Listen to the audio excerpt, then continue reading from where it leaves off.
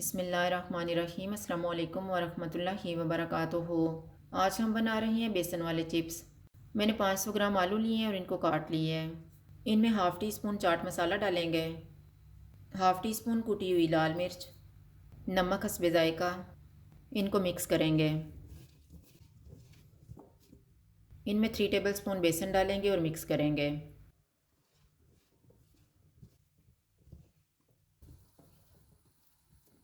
अब हम इनको फ्राई कर लेते हैं।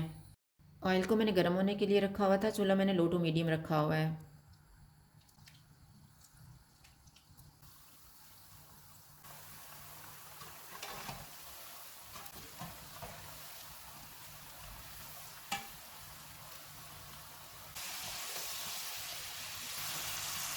चिप्स फ्राई हो गए, इनको निकाल लेते हैं।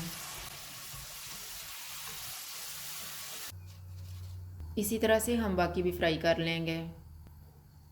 बेसन वाले चिप्स तैयार हैं। अगर आपको हमारी वीडियो अच्छी लगे तो लाइक करें और हमारे चैनल को सब्सक्राइब करें। शुक्रिया। अल्लाह हाफ़िज़।